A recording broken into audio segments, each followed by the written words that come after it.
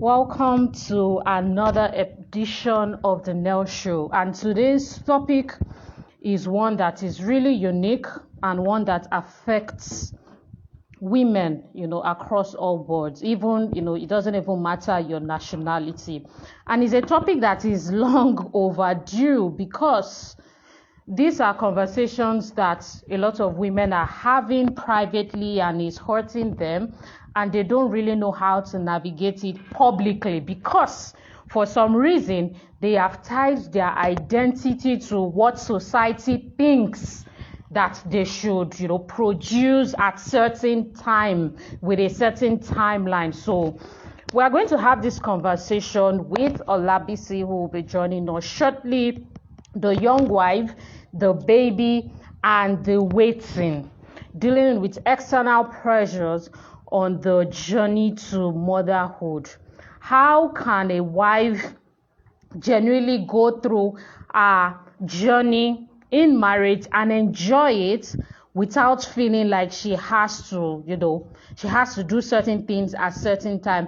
Some people even go on to, some people do not actually have fertility issues, but they go on to try to have a child at a period and time when they are not even ready for it. So it is a conversation to have. And then for those that, are going through a period where they have to be patient and they have to wait to actually be able to conceive their child at a particular point in time, what can they do in the waiting process? How do they wait? What is the process of waiting? And for mothers, okay, we have Olabisi here, and for mothers as well or for women as well who have chosen to go the path of maybe adopting children, what is in store for them? We're going to add Olabisi right now. I'm so happy. Let's see. Add, yes. Welcome, B. Welcome everybody joining us. Olabisi, good afternoon. Hey, I'm so happy. Thank you so much for joining us today. Oh, okay. I don't think I can hear you. Oh, okay. Can you hear me? Yes, okay. I can hear. Okay, you can. Okay, yes, I can hear you now. I wasn't hearing you before. Okay, how about now? Can you hear me now? Yes, I can hear you now very much. Thank you so much again, Olabisi. So let me just read Olabisi's profile and we'll get into the conversation. Olabisi is a certified emotional intelligence and marriage coach, providing coaching for marriage and relationships. She is the founder of Secret Place Wife, a platform where she provides godly, relatable, and useful counsel for wives and wives-to-be, bringing clarity and understanding to the many things that puzzle women and men about marriage. Based in Lagos, Nigeria, with clients both locally and internationally, Olabisi works closely with her clients to create unique interactions that can support their journey and create the beautiful outcome of a happy and healthy relationship they desire. Olabisi is very passionate about children and marriages. She strongly believes that family is the vehicle for restructuring society. She believes fiercely that marriage works when people put in the work, and she's committed to teaching and showing couples how. Olabisi works with individual clients, couples, facilitates group sessions, lead workshops, webinars, online courses, and is a sought-after conference speaker. Olabisi is also the president of the Association of Sage Global. Thank you so much. Where is that one coming from? Yeah, it's coming from us. It's coming from us. And obviously, thank you again. Thank you so much. Okay, so I wanted to, before we go into our conversation today, Olabisi, I just wanted to ask, this is something that I don't know if many people know. I know a lot of people follow you, but I don't even know if a lot of people know why you started Secret Place Wife.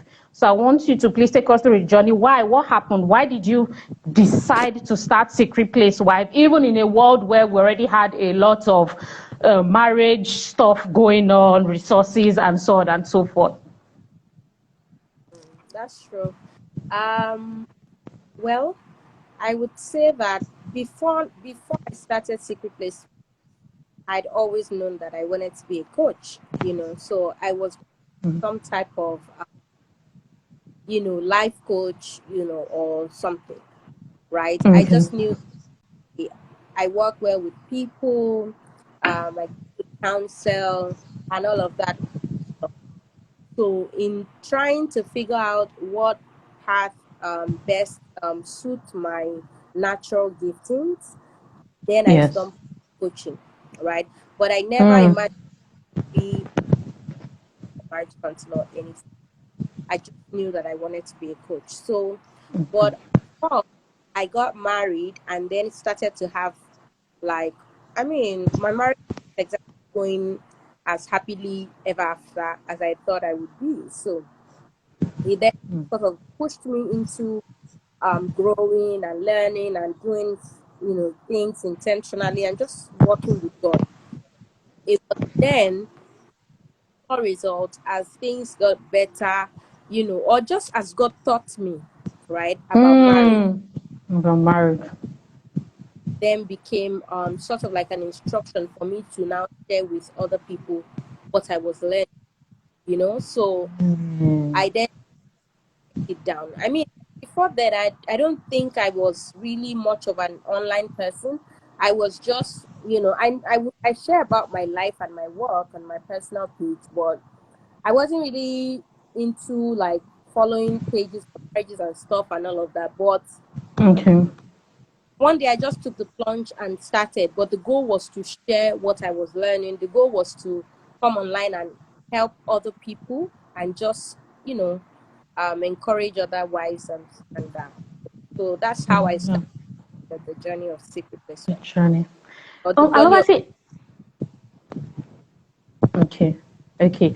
I wanted to say personally, I don't know if you do ads or all of those stuff. I don't know, but I've not seen a sponsored ad from you. What I'm trying to say, the point I'm trying to make is that like you've grown organically, like it has just been so much in terms of like growth. And of course, those of us that followed you, I remember when Funto and some of your friends were putting out that, oh, follow Olabisi, she's doing that. That was when like we followed. Well, I followed then. And then of course the growth from then till now is just amazing. How what would you say is the cause of your own growth, like Secret Place Wife, the journey so far? Is it that people can relate? Is it that I'm just worried, like where were they before Secret Place Wife started? Well, I would say that, I mean, one, I think the practical steps or tips that I share, I don't just share like 5 success quotes or 5 make your marriage work. Well, I yes. I mean, if I'm learning something, there's a process to that learning and there's a story to it. So that's the story that I share. And I feel like what happened was that a lot of people can relate. I mean, there's so many marriage pages out there, which is what I. Yes.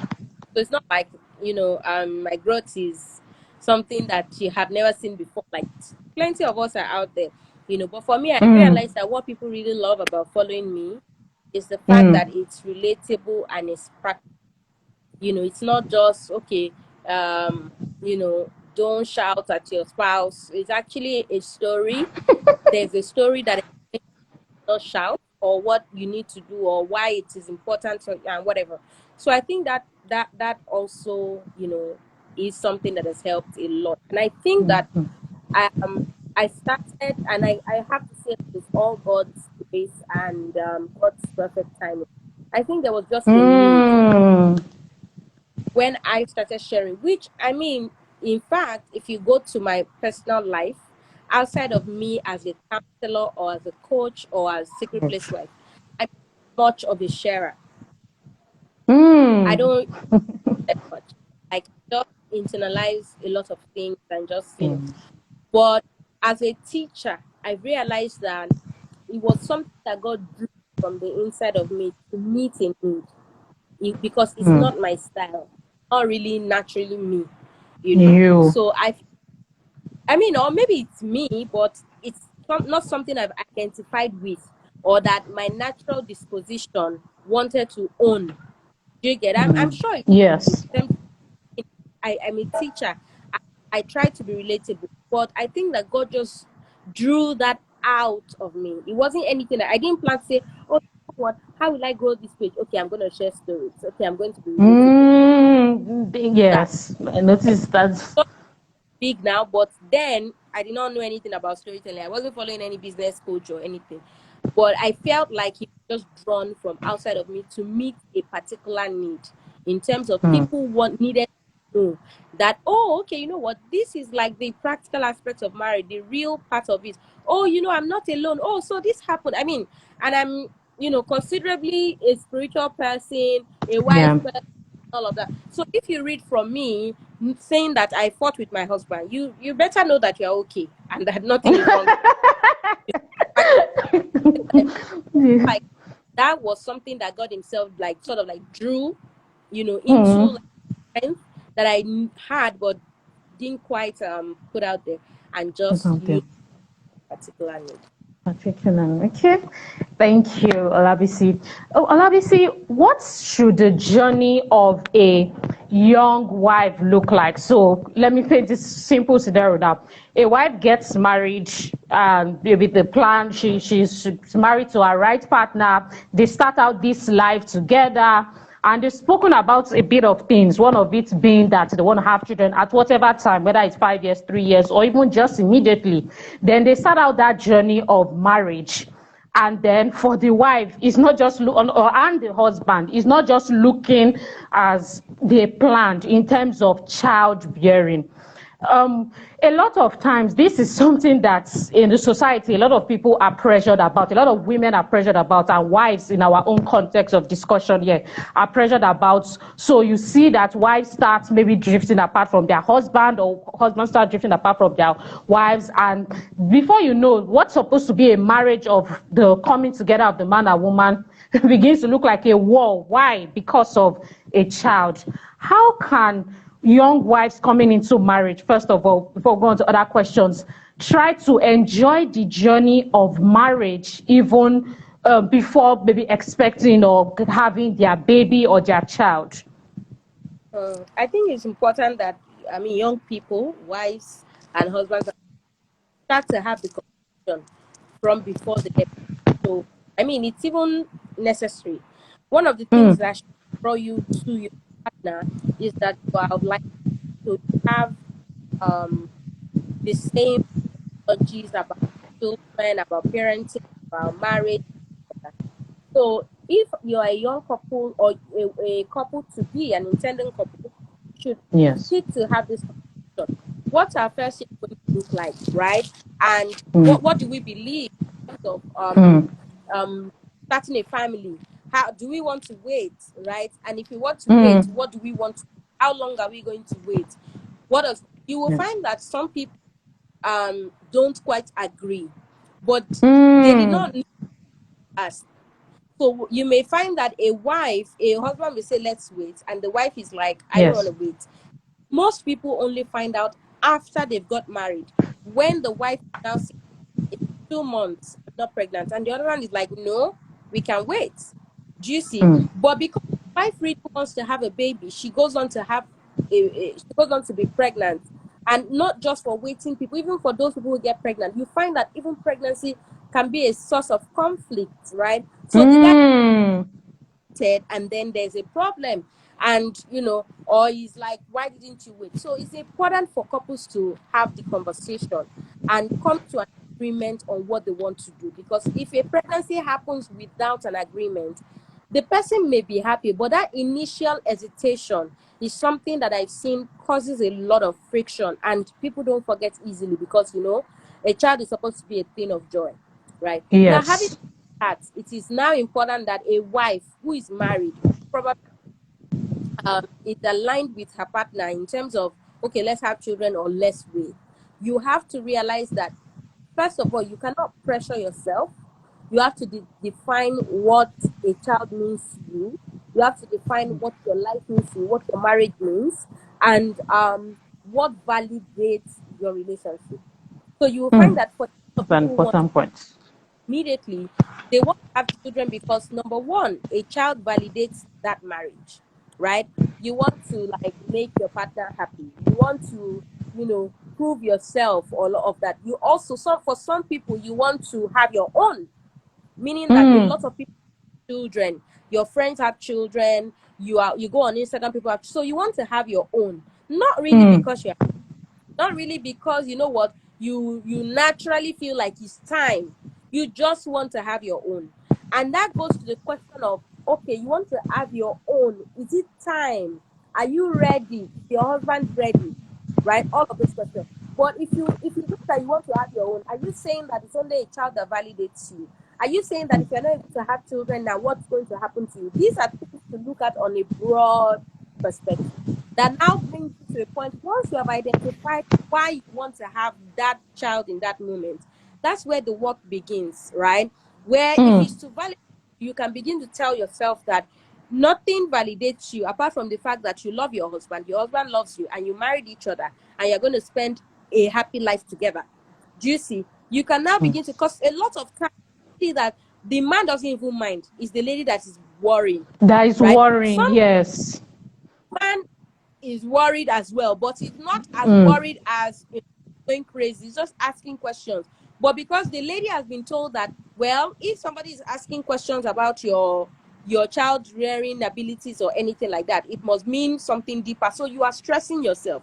The point is, sit down, have a conversation, and let the conversation go to your why. Don't just have a conversation, okay, we can have children, or when are we going to have children? Or no, make sure the conversation goes all the way to why, because that why can reveal a lot of things A lot that of things. don't let it go all the way back. So I think that the best thing to do is, when you've had that conversation, just relax. It will happen. Not pressure you if you don't pressure yourself at first. But even if others pressure you and you are piling the pressure on yourself, it will get to you unless you stand and yours, choose your peace, and all that. That you made a very important point, Olabisi. I didn't even know that I'll be asking this question here, but it's very important for young wives. What should a young family, not even just wife now, wife and husband, what should they look to prepare for when they are expecting a child? When can you say, I know that it's different for different people, but just for you as a coach so far in your journey, what are some of the things that they can look for to prepare ahead of time to say, okay, now I am actually ready to have a child? It's not because I'm 30 or I'm 25 or because I'm 40. What are some of those things? Well, you first of all have to prepare for the interruption, right? Children are great, they are beautiful, but it's a huge disruption, right? And not a negative disruption, but it's just a disruption to what you know as normal. So as husband and wife, you have to be mentally ready for that. Even pregnancy, not even a child that you are carrying in your hands. Pregnancy in itself is a disruption to what you consider normal. Normal. Depending how your pregnancy experiences, you find that it's not life as usual. So you have to just mentally prepare yourself for a new season, right? Then you have to begin to talk about things like how are we going to parent? You have to start talking about what are our ideologies around parenting, right? You have to start talking about, okay, do we have room? Do we have room in our life? What is our communication style? Because those are places where you need to tighten the screw. Communication, because you find that a woman is pregnant, she's not really feeling like having sex. The man is there thinking, okay, he wants that, right? But somehow there's a lot going wrong, even though they are not exactly, it's neither of their faults. Or Yeah. a woman have sex, but the man is afraid that something is going to go wrong if he has sex, right? But they're not talking about it. They're just looking at each other like, why is he not having sex with me?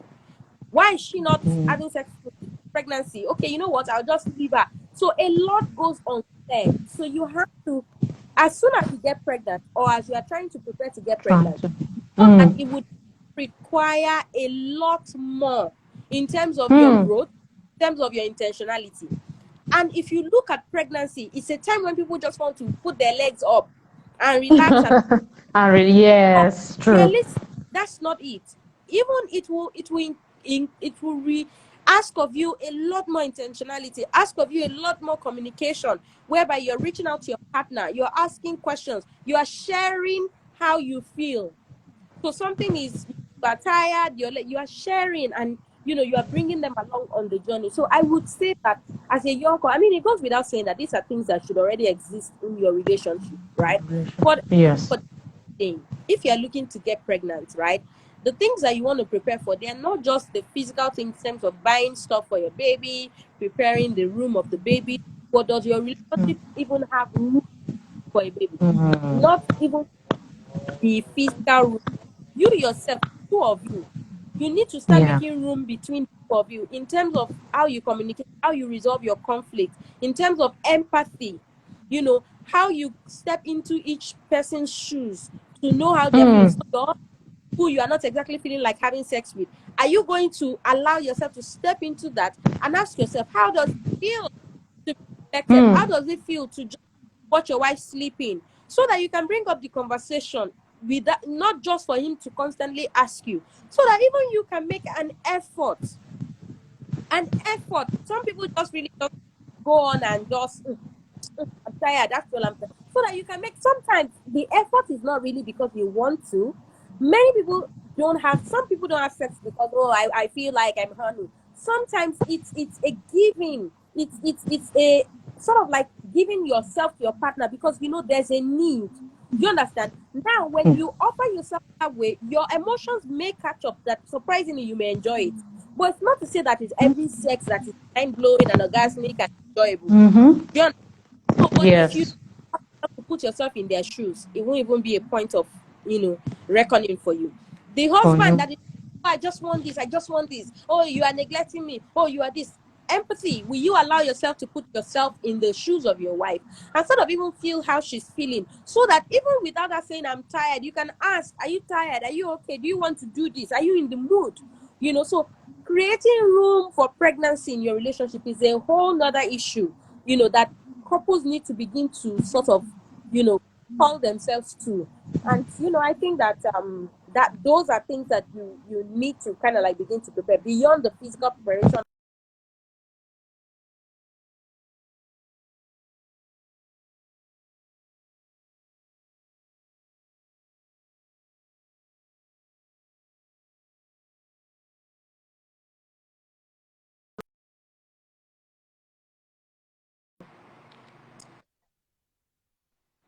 Hello? Yes, Hear back you home. now. Can you see me now? Okay. Okay. Thank you so much, Yes. Olabisi. That was much needed because a lot of time people just feel like they should just get pregnant because of A, B, or C, not knowing that everybody has different timeline, and there also needs to be this kind of preparations that you have spoken about. Some questions that I got in for you, Olabisi, is one of it is a woman who is approaching her 40s, for instance, she's unmarried yet, but then she's so worried that she's not getting any man, and she's afraid of not even because she wants to get married now, but because of this childbearing thing and the story that, oh, when you are approaching a certain age, your capacity to conceive begins to go lower. What can a woman in the Christian space, because some people in the Christian space just go out, not in the Christian space, rather just go out and become single mothers and just make an excuse for it.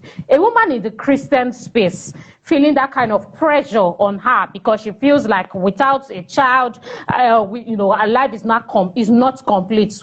What can you say to such people in that space who they are waiting, but there's no husband, but they are more worried about the children than even the husband that's they are still waiting on? Yeah. So the biological clock is ticking. I get that.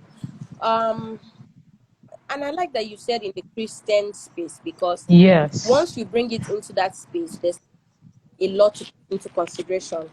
There's now a lot that God puts into consideration apart from just whatever it is that you expect him to get. So I would say that, I mean, perhaps you want to consider, like, the things that freezing your eggs on and all of those things, right? These are Mm, important steps to take. So you may want to consider that. It's not a sin. But mm, essentially, I feel like the world has sort of made marriage and childbearing or reproducing like a height. So Mm. we have made it is the end of all happiness or an height in itself, right? And so a lot of people who haven't quite achieved that cannot be happy with themselves, nor can they even Mm. come to a point they're asking themselves, do I really want this? Or am I actually just following what I think I should be doing because every other person has done it? Do you Mm-hmm. understand? You may Mm. find that a lot of people don't want to be married, right? They want Mm. children. And so the question would then be, okay, why do you want to be married? Why don't you want to be married? I want to have the fruits of a marriage, or of marriage, right? Then Yes. if you begin to dig into why they don't want to marry, you will find that a lot of people, you know, have a warped mindset or view of marriage. Do you see? So it's better than just looking at somebody and saying, oh, you know what, they're not getting this, they're in their this, they're in their that. Do you see? Mm. So I would say that woman who is getting older and no man is coming, you have to come to a place where you are observing or querying your mindset around these things that you desire so much. Right? Have you placed with it? Are you even in a negative um place in terms of your subconscious? Are you constantly second guessing that you get married? Are you Mm. constantly second guessing that you have children? Because these thoughts that are deeply hidden in your subconscious have a way of producing your reality. What is Mm. it you? You know, what is it about you that making you feel as if you won't have it? Do you see? I mean, if it's something that is normal that happens to most people, it should happen to you. Why? So why not you? And if Yeah, it's something true. that is good, it can happen to you at any time. Do you see? But that disposition to accept the season that you are in is what is missing. That disposition to accept that season and to be happy and joyful and full in this Mm. season is what the, and if you cannot be joyful and full in a season, it's very likely that you will not have everything that that season can offer you, in which case your mind, your heart, everything in your head will be looking to a season that you haven't yet seen, which is most likely going to put you in a negative energy cycle where you're constantly worried and fretting and afraid and just fearful. And those Yeah. things cannot create the life or the desire that you want, which is why you find a lot of people, after waiting for so long, they still end up in a bad marriage. And they still come back to tell themselves, oh, I shouldn't have done it. It's I should true. have just waited. I was even better off single. You see? So Mm. you are the constant and you are the one that can determine, of course, with God, but God Yeah. says, constantly renew your mind. There's Your a reason mind. God said that. So I would say for those people, enjoy the season that you're in. I mean, by all means, freeze your eggs because, of course, biologically, you may need Mm. it, right? But of course, you want to make sure that you enjoy the season you are in. You want to make sure that you surround yourself and you sort of shift the energy around you. Make sure it's not negative. Make sure you are not telling yourself you want to marry, but asking yourself inside whether it will happen for you. If you believe you will marry, you have to believe it wholly in your conscious Mm. words and in your thinking. Every, Subconscious. so it doesn't matter that you are 40. A 25-year-old may be getting married, not because they want it, but because they just don't think that it will not happen for them. Do you understand? Mm. 50-year-old may not be getting married, not because people cannot toast them or they're not beautiful, but because they have just concluded that it's too late and that it may not happen. Do you see? So these are like aspects of it that just goes quite deeper from what we see on the surface. But it is Surface. important, allow yourself not to think that marriage is the happiness that you seek that will crown all other happiness. Neither should you see children happiness that will crown all other happiness. There are people making Happiness. decisions not wanting either of these things, and they are no less for it. So if you want it, you have to know that it is good, it will bring you happiness, it will contribute to the happiness you have, but it is not the height of all good things that can happen to you in Good this life. things I can. Wow. Whew, what a perspective. Wow, you spoke on this earlier on, but I want to ask a more specific question regarding this. So, a newlywed couple, whether young or in their 40s, they get married and they expect that maybe 2 years or 1.5, they should have gotten children. But then along the journey, they don't have, or the children don't come the way they expect it, not because they don't want it at this time, but because something is just happening and maybe they have to go to the hospital to check things out. Olabisi, I want to ask, should couples have this conversation? And maybe I don't. Some people may term it as negative, but then as a premarital coach, I really want you to just share with us honestly. Should couples have this conversation of what do we do, especially Christian couples now that are not going to have sex before marriage? Because there are some people that say, oh, their in-laws want them to get pregnant before they get married, but they are saying, what do we do if we never have children? Is this a conversation to have before getting married? Is it a sane conversation? Or or is it one termed as a negative conversation? Well, it's not a negative conversation because, I mean, the essence of life itself is to know that, especially as Christians, that thing that Yeah. you want, so you don't get it. What does it mean? What is going to happen Mm. to your faith? So you. So the question is a good question to ask, but it's not a question to ask premeditating that you may not have children. That's the Because difference. that's That's the because it's difference. about the mind, right? It's not a question Yes. because you are fearful that you may not have children. If you are afraid Mm. that children, if you're afraid that, oh, something may just go wrong, it's better to express that fear and to have maybe your partner discuss it with you, which is still probably going to be the same answer in terms of, oh, big deal, will be fine and all of that, or don't think that way, will be okay. Do you get? Yes. You can really tell where the question is coming from. But all things being equal, if there's no fear, if there's no premeditation, if there's no projecting, based on something in your family, a past or anything, if none of those Yeah. exists, you in the process of courting, right? This Yes. is a normal question to say, you know where do we stand on this Mm. subject, right? In terms of if we get married and it doesn't, when are we looking to start having children?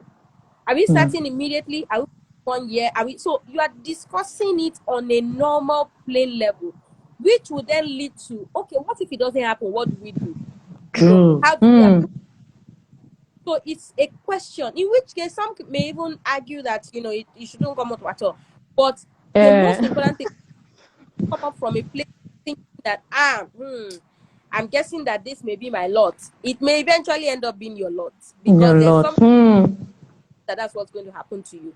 You have to be able to combat that because Satan can creep in unknowingly on you, or he can creep up on you that way. But if that's not the case, I don't see a problem with couples discussing. It shows the depth of your conversation to say, oh, children, how long are we going to wait? Are we going to even wait at all? What do you think our parents will say? Okay, how are we going to handle it? For instance, when my husband and I got married, we sat our mothers down. Said, okay, you know what? This is what we want. We want to wait this so and so year. If we had not agreed or had that, we would not be able to do that.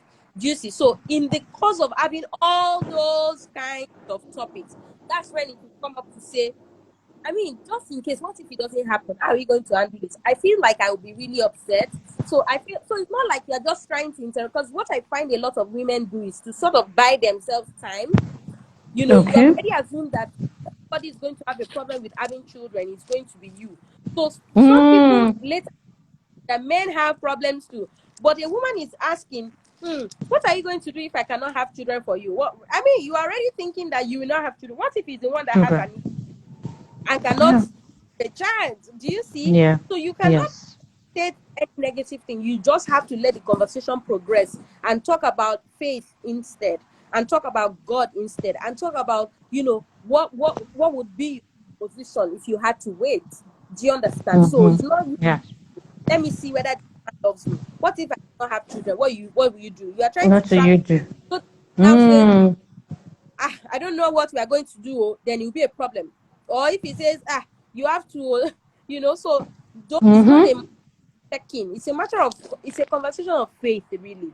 It's a conversation of, just disposition. It's a conversation around happiness, around choosing each other, around, allowing God to be enough for you, and around understanding that having children or not is not entirely the purpose or the only thing about your relationship. About your relationship. Thank you so much, Olabisi. Now, to this question of women who are waiting. So, for whatever reason, they're just on a journey of waiting. And let's say, whether you're in the public space or not, there's this external pressure that comes to especially women. So I was listening to an actress in Nigeria who said people would slide into her DM and say, "Why are you smiling? Are you accomplished?" Because she came out to just share that she could never have children, and just a lot of cases like that. Even more than one example that I have of people sliding into such people's DM and say, what's funny about life? Go and give birth before you open your mouth to talk. Why are you conversing in this conversation? What do you know? And so on and so forth. Well, obviously, how can women realistically deal with this pressure? And that's for public figures. We have those who, it's just different things. Maybe the in-laws, people laughing at them, people at the place of work being rude to them because they feel because you don't have a child, you can't talk to us or you can't lead us. How can women deal with these pressures? And, anyways, I think I should just leave it at that. How can they just deal with these pressures? Well, pressure from well, the truth of the matter is you can't stop it from happening. You just have to try your very best to avoid who pressure you, make you sad. Try your best. If these are people you can keep away from, do keep away from them. Okay. But what to break, right? It's not already concluded that you have children. So when you know the goal to break your spirit, then you have a decision to make. Are you going to allow that? Because if they do break your spirit, you are going to be left with the you are going to be left with the residue of that. You're going to be left with that brokenness. That they are gone. You see, so the person who has just said, "Go and you have children," you don't know how it feels, has gone, but you are going to think about it for days and days and days on end, and it would haunt you. So you have a decision to make. And when people realize that every point in time we can choose how we want these things to affect us, maybe we will stand, we will stand for longer and keep our shoulders up. So what you can do at best, if you can avoid them, but not in a cowering state, not because you are running away, but just because it's foolishness, right? And you are better off not dealing with that foolishness. So if you can avoid these things or places, but if you cannot avoid them, then you have to face it, and you have to engage, and you have to speak for yourself. And when you speak you have to speak the truth that you know, because sometimes it's not always people who are direct that sort of make you feel bad or put pressure on you. Sometimes some people are indirect and they mean well. So people who say, our wife, when is it going to happen? Do you see? Those kind of people too, they mean well. They are also coming from the cliche part of society where it's assumed that pregnancy is the next thing, or that you're not trying enough, don't want to have a baby yet. That's why you don't have it. Some of them don't know you're struggling. So you would have to actually stand back and say, you know what, I appreciate where you're coming from and I love it, but when you say things like this, it puts me under pressure and it makes me feel so and so way. You will find that some people say, no, sorry. And even if they feel that way, they'll begin to restrain themselves. But if you allow it, we are fine. Some people you will smile and go because you will never interact with them again. But the people in your life, you want to make sure that you also are able to open your mouth. It's like when Satan attacks you, right, and says, look at you, you can't amount to nothing. You don't say, don't talk to me like that. You speak the truth and say, you know what, well, I can amount to something because this is what God has said about me. So in a way, you are only able to deal with the people who constantly speak into your life. When is it happening? Sorry, are you guys trying, or is it happening? to say, you know what, I appreciate your help, I appreciate, but this and this, I would actually like for you not to speak about it again, and they will not. But for trolls, people who are trolling you online, or people who are Online. just trolling you, family, that you can try to avoid the foolishness, try to avoid it. If you can't, just engage. But more importantly, work from inside out. A lot of times, many people like to work from outside. So, and I'm saying this Outside. with regards to love and even close family that may harass you, pressure you, or just to um make things hard for you. Don't Yes. look at them, right? Look at your husband, because you can draw a friend from that. If you begin to put pressure on him to fight for you, if you begin to put pressure on him to help you speak to them, it may begin to cause friction for your family, right? And while Yes. that is necessary, sometimes it's not always as easy, because just like the way you cannot speak back, he too cannot speak back, or he's Think thinking, back. let's just leave it, avoiding.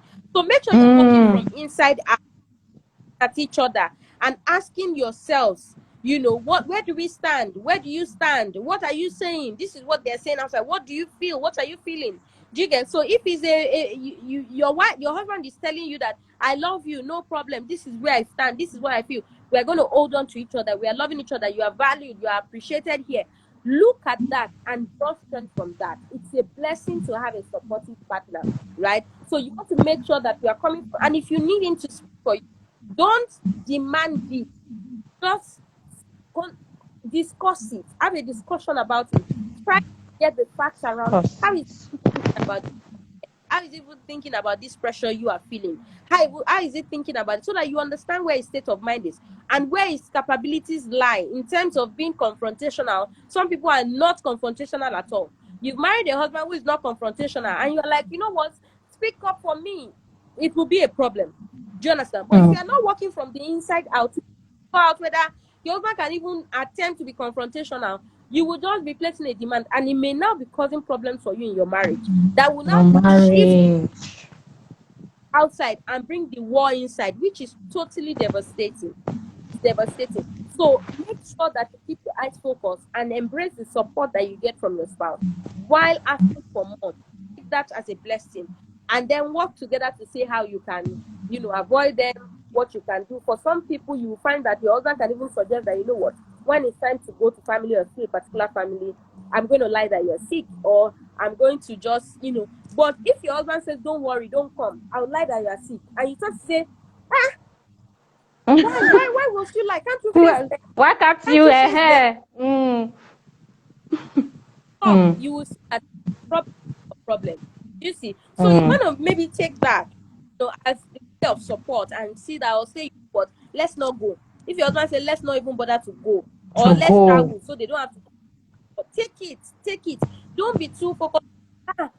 Like they speak from, it might be hard. So make sure that you are thinking about all of that in terms of. But to be honest, Mm. sometimes pressure is something you can control, especially when it's not coming from you. What you want to check is, where is your heart at? Where is your faith? Who is your trust in? And what is the anchor for that trust, right? What are you believing? What has God said to you? What has God said to your husband? And what is your husband also saying? I think those are like the main important things to consider. Important things. And so, Olabisi, this what you just shared also applies to in-laws, right? Or is there Of course. any other thing you want to add? Or it applies to in-laws, everything No, you've just shared? I spoke largely from the point of view of in-laws and close family. In-laws. Because to be Close honest, family. that close family, somebody said they don't matter. If somebody comes to your timeline to say nonsense, block them, you know, and you block them. They like I Mm. said, the goal is to break you, right? But they can Yes, yes. we're going to want to put the final nail in by accepting. You understand? So it goes without True. saying that you have to pump yourself. They're putting pressure on you outside. You have to pump Mm-hmm. yourself out. You have to be So, equipping out. You have to be strengthening yourself. So you need a circle of friends that understand, that can speak life to you. You need a husband that understands, that can speak life to you. That's why you and your husband cannot afford to be on different page. That's why you cannot afford pages. to understand your spouse. That's why you have to be in the house. in peace. Do you understand? So because guess what? All those other those family, they don't matter. For instance, They don't matter. your mother can pressure you, and Yes, because when true. we're talking about in-laws, your mother also wants a child. A child. Meanwhile, pressure is not always negative in terms of you can't well, sometimes pressure can just be raising the conversation to say, hey, what are we doing about this? How far? Do you understand? And for somebody who is waiting, you will know that just thoughts, just the question, just thinking that this may come up, or a prayer, even a prayer can be Even a questioned. prayer. So these things keep for waiting moms or waiting dads. Even prayer, the way you know that your mom sees you all the time, and every time she sees you is prayer, prayer, prayer. The prayer you can like I don't want, because you already know what to say without her saying it exactly. So it's not always negative. So some of them allow, because you know what, you know how to just ease your mind. Some of them you would have to speak up to say, you know what, I know you mean well, but this is how this is with you. And we do it. Some of them you would have to speak yourself. So you have to your mom and start to be proactive. So before she starts to pray, you are like, Mama, you see. So sometimes it's because we ourselves are not really grounded. We are not allowing ourselves to be rooted. Because that's why Satan is attacking. So somebody can even say, hey, look at that child, look at it, and you already feel attacked. You understand? Attacked. You're not exactly. Yes. You have to allow yourself to be grounded so that you too can speak forth your testimony. So your mother, you know your mother wants a grandchild. There's nothing advice that you have your own child. Your mother alone will Yes. have your own. So don't always try to let them be the one. You to pray the prayer before they pray. They're all looking for the child now. Do you understand? Pray the prayer, and very soon a child will be running around in this house for you. It's not gonna take it. You two are speaking for. But if grandma says, you know, anytime I come to your house, very soon, it's a child that will be giving me one. There's a way that you need to roll your eyes on, oh my God. When she's gone, you have to start. And it is Yes. important that as you are, you know where your anchor, what's the anchor of your faith, and you yourself, so that nobody can shake you without your permission. It's only when you two are banging your head, somebody will not press your head down. But you have the responsibility to keep your head up. You have the responsibility to keep your joy. You have the responsibility that when you embrace and when you allow God to come, even you can join them to put grandma, you can even name your child and tell your grand and tell somebody around you that is what you should be calling, so that when they see, so there's not one look at it. You just have to be strong, courageous. You just have to put your on. Do not put you down. Do not allow anybody to speak negativity, and do not allow their words. Don't worry. Wow. Thank you so much, Olabisi. That is a really, really extensive response. While you were speaking, you spoke about some people asking and how to just communicate to them that, oh, the way you're asking this, and even asking at this time is putting pressure on me, even indirectly. Should it, for a woman, daughter, friend that is waiting, how should we as maybe friends or family work with such people? Should it be something that you can ask in a mild manner? Is there a way to ask? Or is that something to stay off, except the person brings it up? How can a caring friend or sister really work with that kind of situation in terms of trying to ask and care for this person without necessarily putting pressure, or without the motive of putting pressure on this person? Well, first of all, the frequency of act, because I mean, it's like stating the obvious. No, you don't need that word for it. You already know this. I mean, you already can tell. If a couple, 1 year, 2 years, 4 years, 5 years, or trying to conceive. So the best you can do is pray for them. The best you can do is to try to, encourage them in God's word without exactly asking too many questions, right? Other things you can, if you have to talk about it, do it with their permission. Do you understand? And you cannot mean well and be talking about it all the time. So All do the it with a time. permission. Okay, I'm really worried. I know that this may come off as this, but I like to talk about it. If they say they don't want to talk about it, respect that. Give them a and pray for them, because you don't need to know. You don't need to know. If you talk about it, they'll tell you. Do you understand? Because they too are looking for people to trust, that they can pour their heart out, that they can speak without the person judging them or trying too hard. They're actually, if you prove yourself as that person, they will come back to you.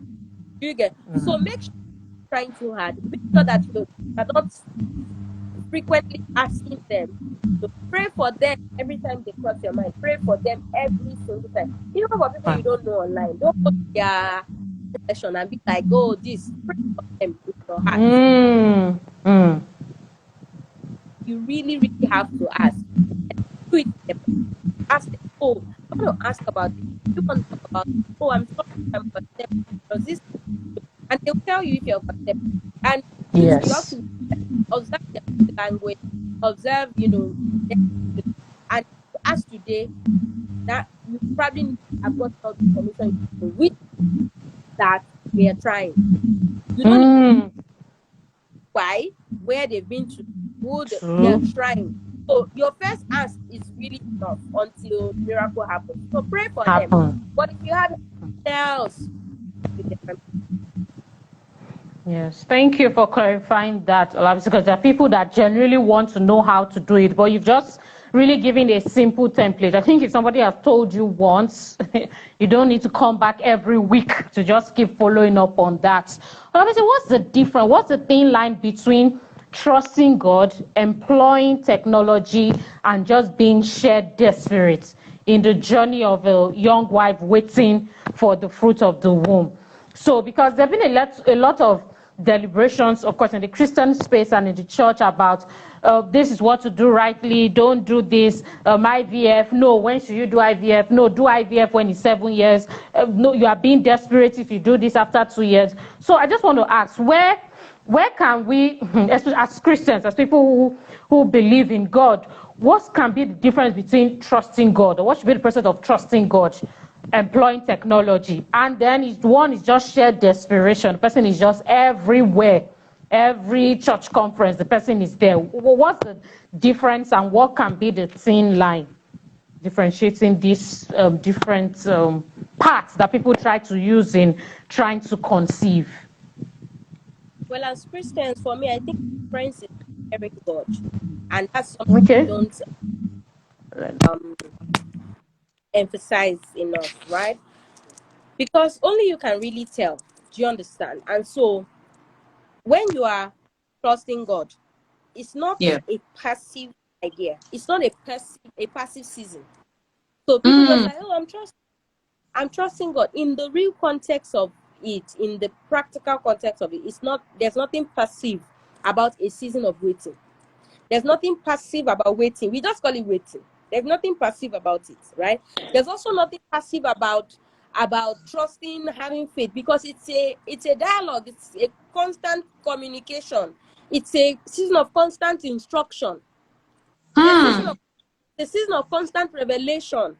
Do you understand? So there's nothing passive about it. And so that is the thin line. Whereby you say you are trusting God. That God, are you having a conversation with him about what you are trusting him about? Right? You want to do IVF. Did you ask God that you are trusting? Right? Did you check Trusting. to see, oh, is this the next step for us to take? Do you understand? Or so the desperation you talk about, where the person is just everywhere, they can answer for themselves.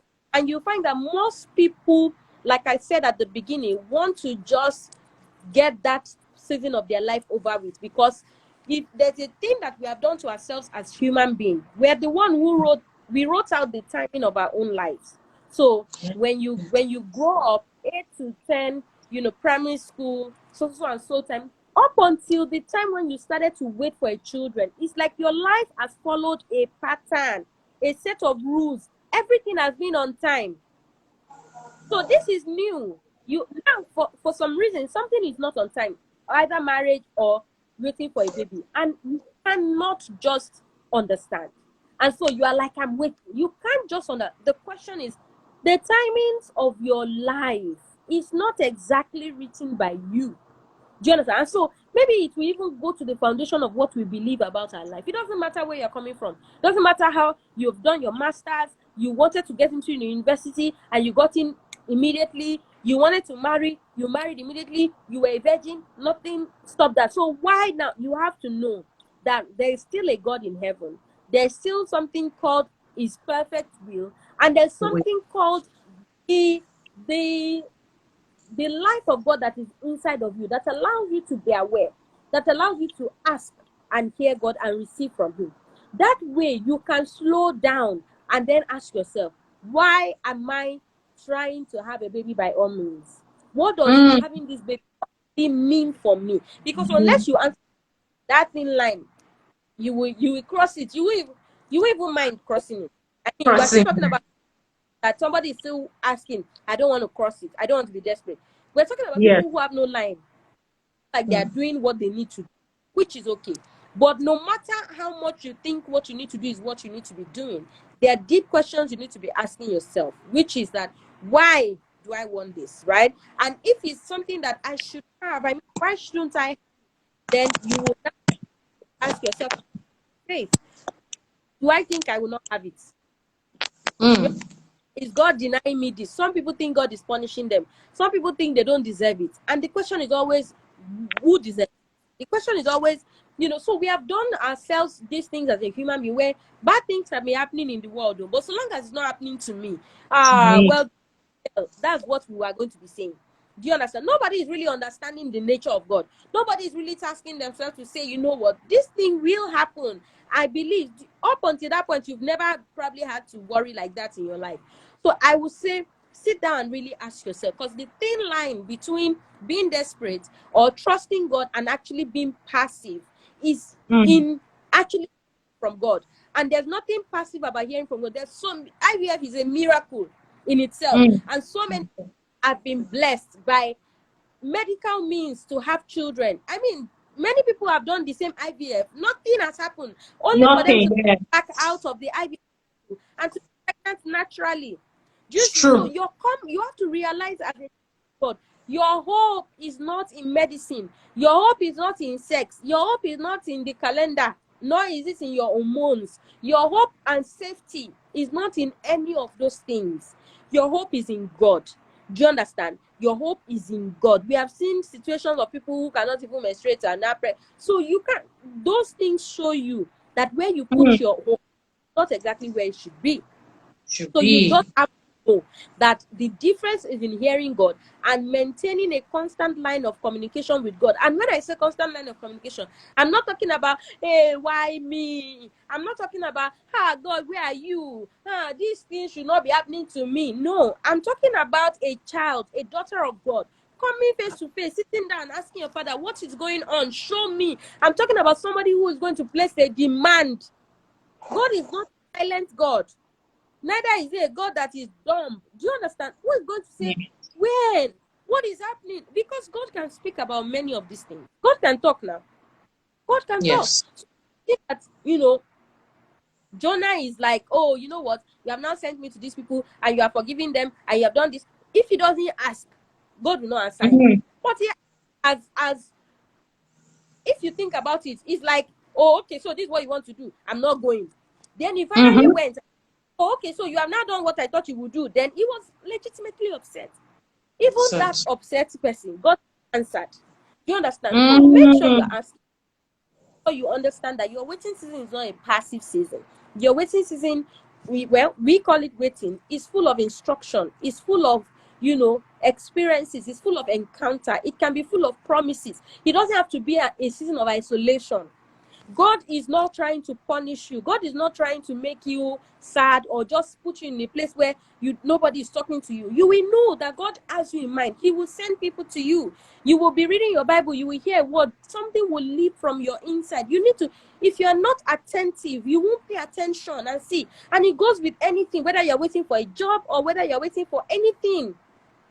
You would have to ask, you would have to pay attention to these experiences, and you will know. You will know that God is asking you to do this. You will know that, okay, IVF, this is what we are doing. And you will know when you are just trying it because it is a means and you don't want to deny the faith, by not doing it. Because some people, they deny the faith by not doing what they need to do. They are just like, you know what, I'm not going to do IVF. I'm not going to do IVF. What God cannot do does not exist. Actually, yes, it doesn't exist. God cannot Yeah. do it with IVF. You understand? So Mm. don't deny the faith. Make sure that you come back to that faith, because that faith will instruct you. So the line or the difference or whatever we call it is in God, yeah. actually hearing God. But most of us don't hear God because we think we are alone. We think we are on our own. We think we are just in a season of isolation. We think this is passive. Nothing passive about it. And it's not a time to be isolated from God, and God is not going to hide his face from you. Thank you, Olabisi. We'll begin to round up now, but just one thing that you really spoke about that just was striking is about this timeline thing. And I think it's because of the expected, or maybe by primary 4, it should be 9, by GSS 1, it should be so and so. So a lot of people have imported that, and when they go to the space, they put certain person as their mates and now begin to struggle, even when the world is not necessarily putting so much pressure on them. They're already pressuring themselves because of that timeline that they've imported. Thank you for addressing that. I think about 4 questions before we go. One of it is, what if there is a couple now and they have been, because the truth is there's nothing that God cannot do. At the same time, I believe that just the way some people have shared, so there's a story one time somebody shared about, so the person was blind and they were praying for this person to see. The person just never saw, but this person's life went on to just basically glorify God in the exploits that whether he or she was actually doing. What if there is a couple, and not because they don't believe or they don't trust, they just come to they are 60, I'm talking about people in their old age now, and they have not just had a child.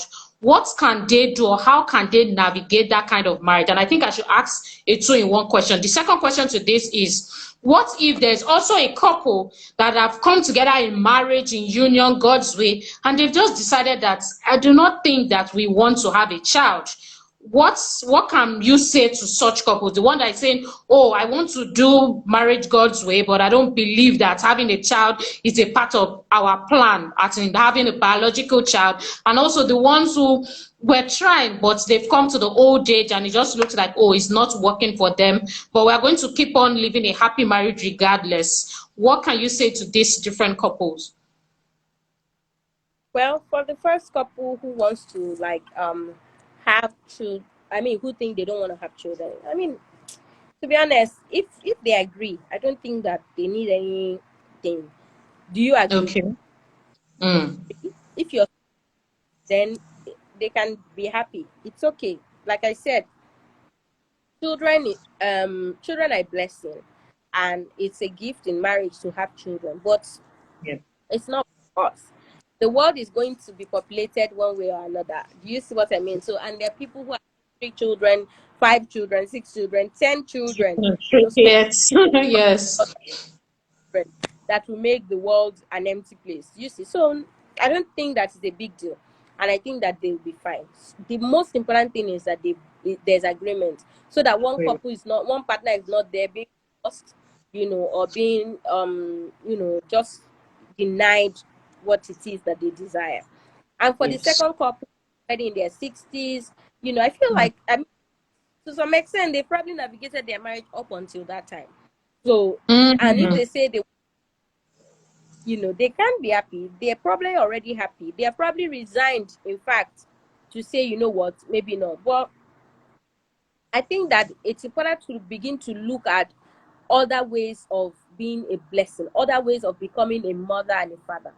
We also place a lot of emphasis on just birthing your own, right? And the Bible says that God is the one that puts the solitary in families.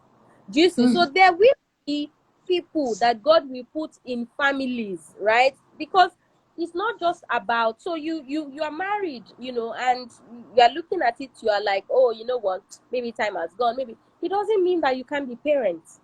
And I think that Mm. for that's what I would say to a couple. Like, it doesn't matter whether they're even in their 60s, but 6 most years. likely Okay. place where they've actually navigated their marriage, so they don't need any advice in that area to say they've actually maybe even accepted that they are going to be fine. They've probably been fine. They are probably living their life. But the only thing that may need to be considered is that you can be parents now. Parenting is a blessing. Parenting is a gift. Parenting, because even these are some of the things that make us as parents over sort of like use our position in a way that does not glorify God, because we have seen our children as our reward, right? We have seen we own. We also see them like mini projects. So we don't identify with the real parent, which is God that gave them to. So we are trying too hard. We are running helter skelter. We are killing ourselves over just making sure that this thing happens, that thing happens, and before you know it, you are in a season. You have entered into a frenzy where all you are doing is controlling your children. You have also entered into a frenzy where all you are doing is making them your life. You don't have a life. All you are doing. So these things can go this way, that way. That's why we must see that parenting in itself is a privilege. It's a blessing to the world. It's a way of like creating like a system that produces decent human beings, a system that produces godly human beings, and that's something we can do, whether you gave birth to them biologically or not. Do you see? So if you are an old couple, or you want to begin to look at what you and when you look at yourself, you see that you some people have this innate ability to speak the language of children. They connect with their friends. They are able to reach them. They're caregivers. They sound. So why must it be a child that came out of you? Do you see? So you also have to understand that we live a life of worship, especially as Christians. We live a life where the fragrance of our life must point people to God. It must go upward. Do you understand? So therefore, you can actually ask God to place children in your care, to bring children that need to be cared for, to be trained, to children who need parents, and God will lead you in that direction. And you find that it's equally as fulfilling if we just drop all these definitions that we have put on ourselves, all this timeline, all these shame tactics and shame ideologies that cage us in our own problems. If we just drop it, God can use anybody, because parenting is like being used by God. Parenting is like that gift to say, you know what? Well, people are going to always come into the earth anyway. It's not just Adam and Eve. This earth must be populated. So be the channel. Because children eventually leave now. Children become parents, need their parents, and parents feel relegated. So all of those things point to the fact that you won't always have. So these children that you want to desperately have by force, soon and very soon, they will have their own children. Do you understand? So it's put in place to raise future generation, to populate the earth, to broadcast, for lack of a better word, the promises and the mind of God, to the instructions of God, the laws of God, the love of God, right? That's what we sort of like injecting into our children, who then go on to do the same for their children, and then it goes on and on and on like that. Do you see? So I would say for that kind of couple, you may want to begin to look at alternative ways of parenting, of getting your own family. Because if you really want a family of your own, God is not going to keep that away from you. It's just that maybe you are looking at one way to do it. And with God, there's not only one way to do it. Okay, two more questions, and I think this next question you actually even already answered it. But I want to ask, Olabisi, in this part of Africa, you already touched on it. Adoption is seen as a lower level of parenting or mother. They may not say it all. In fact, there are stories of people who they should have just gone on to adopt. Sometimes my husband and I will have this discussion about certain people that look at this person, they could have adopted, but then because of the pressure of the family, even church, some churches, this is not going to happen. They don't go on to do this for different reasons. Some will say you are hindering God. There are different things that people have said because of this adoption. What the question I want to ask specifically is adoption a lower level of motherhood or even parenting? I know you've touched on it a bit, but I just wanted you to just answer this African question of adoption. Some people just say, it's not a child. Where did she bring this? Okay, it's not. That's how some people still see it, with some other people who have taken the courage to actually go and adopt. So is it a lower level of motherhood or parenthood? Of course, it's not a lower level of parenting or motherhood. It's just that you know, based on, like, there's a saying that there's nothing right or wrong. There's only what has been collectively accepted. Accepted. All Hmm. decide. So I don't like to blame just some people, because in a way we're all a part of the problem, right? This adoption that you say that you yourself, what do you want to stand for? If you're allowing yourself to, they will say this, you really don't want to do it, because it To would do take it. a lot of individuals to change the narrative. So the question is, will it be you? And that's how you will find that some people self are afraid of adopting, because they're selfish, because they still innately have that desire to have their own. And it's okay, just be truthful to yourself. Do you understand? So. Don't say it because people will judge you. No, no, no. Probably nobody is judging you, but guess what? You don't want to share. You don't want to share. You are still holding on to the belief that God will still do your own. And so you're asking yourself, when God does my own, what will I do? What Mm-hmm. child? What will I do? Is it going to be a threat to my children? Will I love? So you will find that people That's adopt, but they true. don't exactly adopt to parent. To They don't take the children over in their heart. So it's like a caretaker. An adopted Hmm. child is like a somebody holding space for your child, and that's not what it is. That's not An adopted child is not holding space for your child. An adopted child is a child that needs a parent, and you are the parent of that child. If you have children, fantastic, they're all your children. So you find that in Africa, it's not just about this is a collective mindset. So it's sort of like a collective problem that in a way we are all a part Mm. of. You A understand? part of. Because if you want to say, I don't want to, then you would have to stand firm, right? But if it's that you know that adopting means for you that you are giving up, because these things are very complex too. And at the end of Yeah. the day, only you can look into your heart, let God x-ray it to tell you what exactly is it. Some people, they adopt because what they just cannot deal with Mm. the tension, having to wait. So they are like, God, if you do it, do it. If you will not do it, don't do it. Let me just focus my mind. You will find that there's a Mm-hmm. way that if that can be some type of unbelief as well. Do you understand? Yes. That can that you can do irrationally or too abruptly, that can even cause problems for you, or not, or just may not be what God wants for you to do. Do you understand? Yeah. So it's an issue that has like different branches, right? But generally speaking, adoption is not a low level of parenting, and adopting a child is not holding space for your child, Mm. Oh, it's so which a important. lot of people. Drew. Wow. Whew, well, obviously, this is the last question. It has been so, so, so much enjoyment, pleasure, and learning just being with you. Thank you so much. And the last question is over history. I like to do history a lot, and I have a book actually of a lot of women who never got married, the Christian women who never got married but went on to mother people spiritually.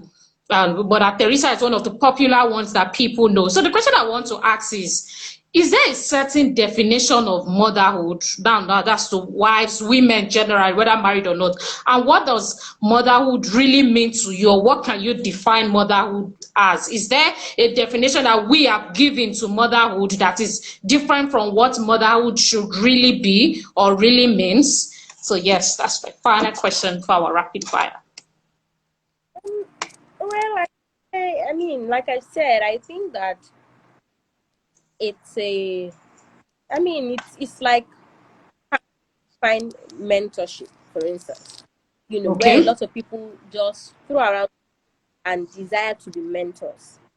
If you really know if you really come to a place where you see the call to guide Mm, a people, the call to direct a generation, it's not something that you can just do lightly. It's mm, not something you jump on because you are now successful. or because you are now of age. Do you see? It's a Mm. call. So Popular. that's how I will also define motherhood and fatherhood and parenting generally. It's a Generally. call, right? To bring to it's a call. It's been a channel. It's been a passing through.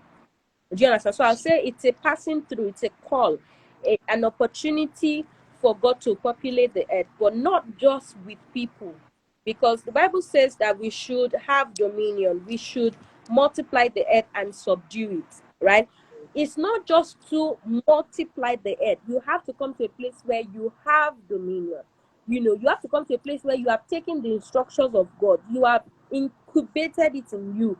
You have accepted it. You know the God you serve. You have a life in Him. You know who you are, right? When you multiply, that's what you are supposed to multiply. It's not just popping children, here and there. It's a Out call there. to multiply yourself is as you are in God, in other children, so that the earth is populated with the liking of God as He decided to create you. So imagine that God says He created image, and I'm now the one to populate the image of God. Do you see what I Mm-hmm. carry in me? Do you understand? Yes. So Yes. it's a it's a privilege, it's a passing through, whatever you call it. It is a channel, it's a process. It is such an important duty. Parenting is Duty. such an important duty, to allow your children to understand who they are and to see themselves in the liking and the image of God, and sort of to point them back to who their God is and where they matter the most. Do you see? Because at the end Mm-hmm. of the day, children fit, they always find their own path. So if your Yes. duty to judge is, you will see that you may not have equipped them enough. Hmm. Love. Ultimately, the ultimate will never leave them stranded. The ultimate parent, that's why God is always catching up with us. No matter who you are, no matter what kind of parenting you have, God loves everybody and is the parent. And that's why God can raise a child in the jungle. That's why Yeah. God can Yes. raise a child. To see children turn out well, and they didn't exactly have anybody to teach them. Do you Teach understand? them. So, but privilege to be able to teach the next generation, to be able to parent them, to be able to, pass on important values. And really, it's just a blessing to be able to birth life yourself.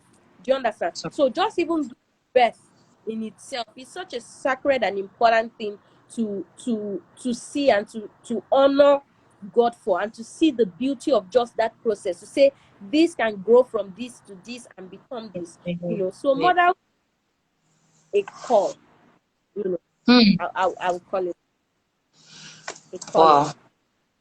Olabisi, from what you just And shared, even okay, you wanted to share that something. calling, I hope are not looking at a calling in terms of biologically. I hope you are seeing that Mm-hmm. motherhood in itself, I've said before, is something that you can, already feel innately, and it doesn't matter whether you have your own biological children or not. You can still, mother, you can still pass on that. You can still be, there's some aunties that are even closer than Than the mother. Yes. your parents' friends, that what, if you need sound advice, if you they even parent you, they know you, they understand you, they get you. There are some mentors, there are some people that you even meet later in life that will fill that vacuum in your life. Do you understand? So Yeah. it's not just the calling of giving birth and pushing out a baby, but the calling of such a calling to actually share your and fatherhood too, and just raise. From the definition you've given to us, it even goes to show that, just like you rightly said, even those that have not given birth or are not able to give birth biologically can even be mothers and fathers beyond those that are even basically in quote maybe popping out children, because some people give birth all around and they are not parenting that child. They just have children of 6, baby mama of 7. They are not really parenting. So the definition that you've given to us, is a call. It's not just something that you do just or it happens to you because you've had sex and you're able to conceive. Thank you, Olabisi. So, Olabisi, our rapid fire question, which we've taken before, but now it is, yeah, just in a refined form. What is your, yes, no, it's not going to take time at all. It's not going to take time at all. Thank you so much, Olabisi. So, what's your favorite color? Oh, yellow, yellow. Quick, okay. What's your favorite food? Food, moi, noodles, spaghetti, things. Okay. What are you allergic to?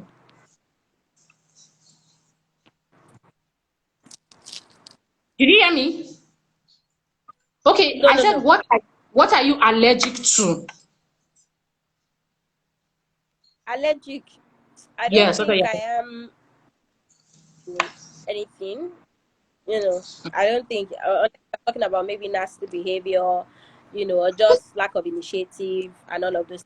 They don't like those things. But of course, I've also learned to see the whole picture. That people are growing, people can learn. So, but in terms allergic? of food and stuff, no, no. Okay, you're not. So what's your best movie? Movie.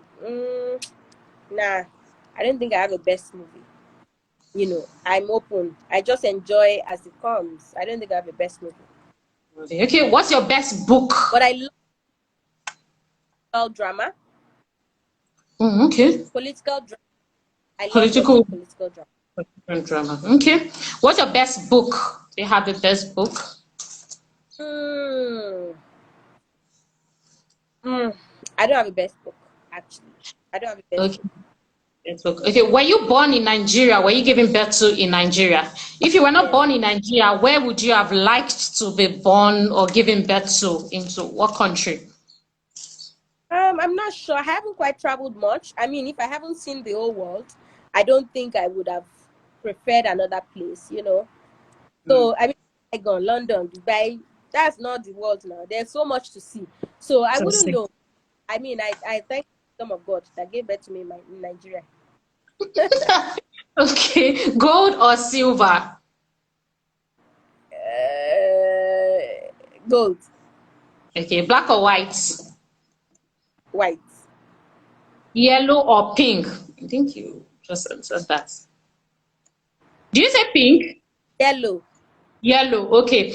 And what is one favorite thing about your husband? One favorite thing I love about him, Yes. Your husband, yes. he has style. He has style, and he's very wise. Yes. Okay.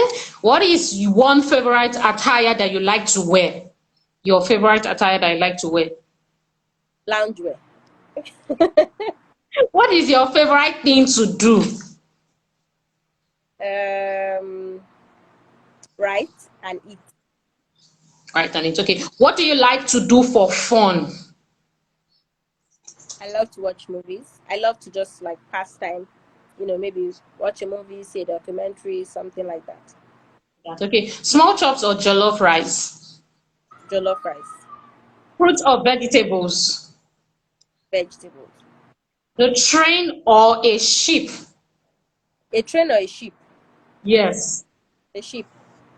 A bus or an airplane? The bus. Writing or speaking? Rain or sunshine? Sunshine. Training or one-on-one counseling? One on one. Audio or visual? A day at the beach or a day in one of your favorite restaurants? A day at the beach. Okay, so if you could change the world with a wand, a magic wand that you have, for instance, what is one thing that you would like to see eliminated from the world out of the many problems? Just one. Corrupt leaders in Nigeria. My focus is not even on the world.